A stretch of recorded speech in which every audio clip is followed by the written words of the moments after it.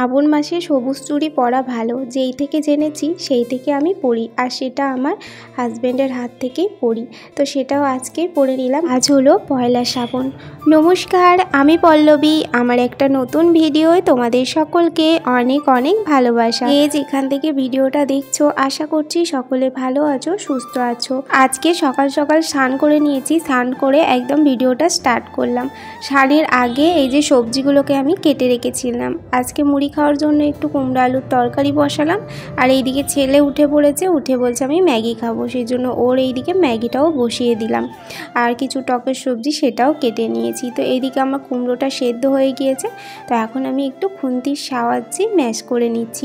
কুমড়োটা আবার বেশি খাজা খাজা হয়ে থাকলে না খেতে ভালো লাগে না, তাই একটু ম্যাশ করে নিলাম। আর আজকে কুমড়োটা আমি এমনি করেছি, কুমড়োটার মধ্যে কোনো রকম আলু দিইনি, কারণ অনেকটা কুমড়ো ছিল। আর এমনি ভাতে তো না আমাদের কেউ কুমড়ো খেতে পছন্দ করে না অতটা, তো সেই জন্য ভাবলাম মুড়ি খাওয়ার জন্য করব, ওতে আর আলু দেবো না, শুধু কুমড়োটাই করি। আর কুমড়োটা এমনি মুড়ি খাওয়ার সঙ্গে কিন্তু খাওয়া হয়ে যায়, রুটি মুড়ির সাথে পরোটার সাথে আমার তো বেশ ভালো লাগে। তবে আমি ভাতের সাথে দিলে সেটার সাথেও খেয়ে নিতে পারবো, কারণ কুমড়োটা আমার প্রিয় সবজি, আমার বেশ ভালোই তো লাগে।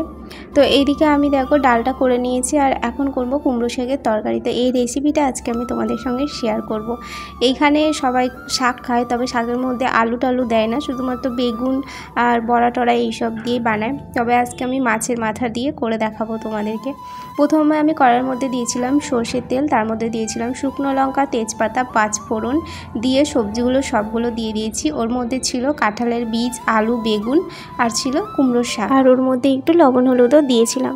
তো এখন ভালো করে ওটা ভেজে নিয়ে ওটা বসিয়ে দিয়েছি। আর এইদিকে আমি ডাল বেটে নিচ্ছি, এর মধ্যে একটু খাসারির ডালও দেবো, মানে বড়া করে, আর বড়া টকও হবে, সেই জন্য একদম ভাবলাম মিক্সিতেই বেটে নিই, কারণ শিলপাটায় মারতে মার অনেকটা সময় লেগে যাবে, আর মা তো মিক্সি ব্যবহার করতে জানে না, তাই আমি মিক্সিতেই সবটা বেটে নিই। ডালটা বেটে নিয়ে আগে মিক্সিটা সরিয়ে রাখলাম, আর বোর্ডটাও সরিয়ে দিলাম, কারণ আমার ছেলের এইগুলোতেই বেশি কাজ, ও চলে আসবে এইগুলো তখন ঘাটাঘাটি করবে, বাচ্চা মানুষ তো জানবে না, তখন সুইচ দিয়ে দিলে ব্যাস।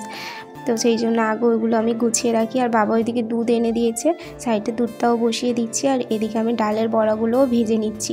কিছুটা করব শাকে দেবো, আর কিছুটা করব আলু দিয়ে টক।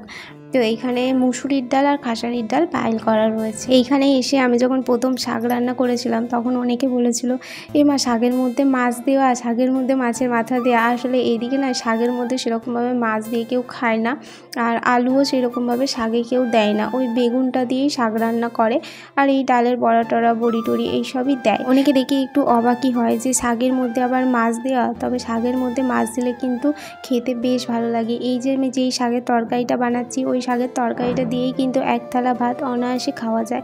আমার তো খুব ভালোই লাগে, এবং আমি এখানে অনেককেই খাইয়েছি বানিয়ে, যারা খেতে চেয়েছিল। তো সবাইকে দেওয়া তো আর সম্ভব নয়, তো সেই জন্য আমি রেসিপিটা আজকে শেয়ার করলাম। প্রায় সবাই আমার ভিডিও দেখে, তো রেসিপিটা দেখে তাহলে তারাও বানাতে পারবে, সেই জন্য আজকে ভাবলাম পুরোটাই শেয়ার করি। তো ওইদিকে আমার বড়ার টকটাও হয়ে গিয়েছে, তারপরে একটুখানি শুকনো লঙ্কা আর একটু পেঁয়াজ ভাজা তুলে রাখলাম, ওটা হচ্ছে করলা আলু সেদ্ধটা মাখাবো।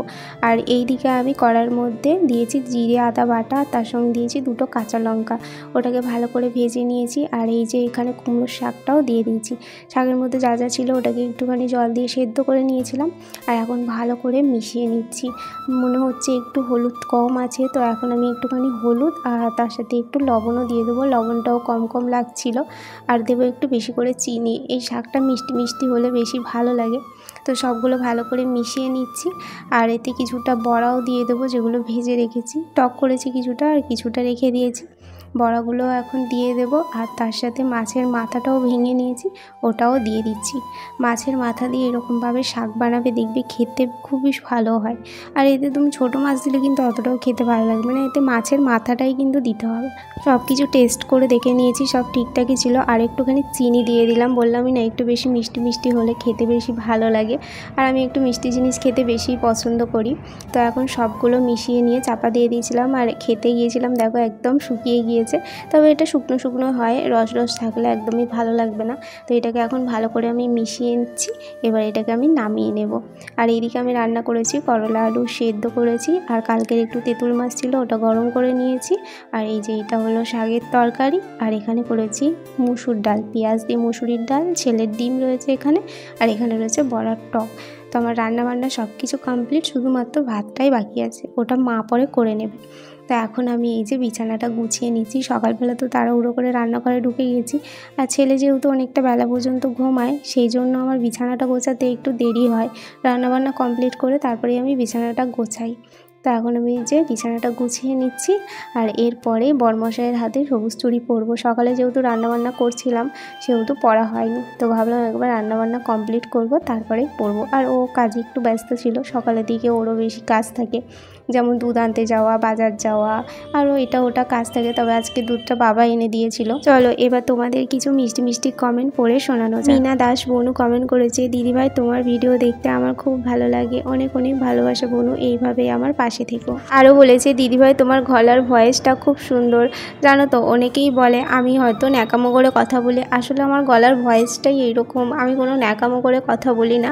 যারা আমার সাথে সামনাসামনি কথা বলে তারা জানবে, আর যারা দূর থেকে শুধুমাত্র ভিডিওতেই দেখে তারা হয়তো অনেকে অনেক রকম মন্তব্য করতেই পারে। তবে যারা খুব সামনে থেকে আমার সঙ্গে সবসময় মেশে আসে আমার পার্লারে, তারাই বুঝবে যে আমার সত্যি সত্যি গলা এরকম না, আমি এটা ইচ্ছে করে করি। তো যারা অবশ্যই আমার কাছে আসো, তারা যদি আমার ভিডিওটা দেখো অবশ্যই একটা কমেন্ট করে যেও আমার গলার ভয়েসটা এইরকমই না, এটা আমি ইচ্ছে করে করি। তো এই যে ফাইনালি সময় হয়েছে বরমশাইয়ের, এখন ও আমার হাতে যে চুড়িটা পরিয়ে দিচ্ছে। তো এটা নিয়েও একটা কমেন্ট এসেছে, যেটা হেড কমেন্ট, ভীষণ খারাপ, আমার খারাপ লেগেছে কমেন্টটা। তোমাদেরকে পরের ভিডিওতে সেই কমেন্টটা আমি শোনাবো। সত্যি এই মানুষগুলো, মানে এই মানুষটা কিছুদিন থেকে আমাকে এরকম খারাপই কমেন্ট করছে, মানে বাজে বাজে কমেন্ট করছে, খুবই খারাপ লাগছে। ভাবি কিছু বলবো না, তারপর ভাবি এই মানুষগুলোকে দেখানো দরকার, মানে এরা কী চায় বুঝতে পারি না, যে এরকমভাবে কেন কমেন্ট করে, খারাপ করে। আচ্ছা তোমরাই বলো তো, আমার ভিডিওর মধ্যে খারাপ কিছু ব্যবহার করি, আমি কোনো খারাপ ড্রেস পরি কিংবা খারাপভাবে ভিডিও করি? আমি তো আমার ডেলি লাইফস্টাইল শেয়ার করি, আমি ডেলি যা করি সেটাই তোমাদের সঙ্গে শেয়ার করি। আমাকে অনেকেই বেশি ভালোবাসো, খুব কম মানুষ আছো এরকম খারাপ কমেন্ট করে। খুব খারাপ লাগে জানো তো, যে এত ভালোভাবে ভিডিও করেও এত খারাপ কমেন্ট পেতে। অনেকে দেখো কি তো বাজেভাবে ভিডিও করছে, কিন্তু তাদেরকে এই কমেন্টগুলো করতে পারবে না, জানে তাদের সাথে এরা পারবে। আমার হাতটা কেমন লাগছে অবশ্যই জানিও। তো তারপরে আমি চলে এসেছিলাম পার্লারে এসেও আমার অনেক কাজ থাকে, চারিদিকে দরজা খোলা, তারপরে ঘরটা পুরো ঝাড় দেওয়া, মোছা, তো সেইগুলো আমার কমপ্লিট হয়ে গিয়েছে। এখন আমি এই যে ঠাকুরকে জল দিয়ে দিচ্ছি। তোমরা একটু জানিও তো, আমি এই যে প্রত্যেক দিন ভিডিও দিচ্ছি না, এখন একদিন অন্তর দিচ্ছি, এটা কি ঠিক আছে না প্রত্যেক দিন ভিডিও দেব? যেটা চাও সেটাই অবশ্যই তোমরা কমেন্ট বক্সে জানিও, তোমরা যেটা বলবে আমি সেটাই করার চেষ্টা করব। তো বন্ধুরা আজকে তবে আসি, আবার দেখা হচ্ছে নতুন কোনো একটা ভিডিও। ততক্ষণ সবাই ভালো থেকো, সুস্থ থেকো, সাবধানে থেকো।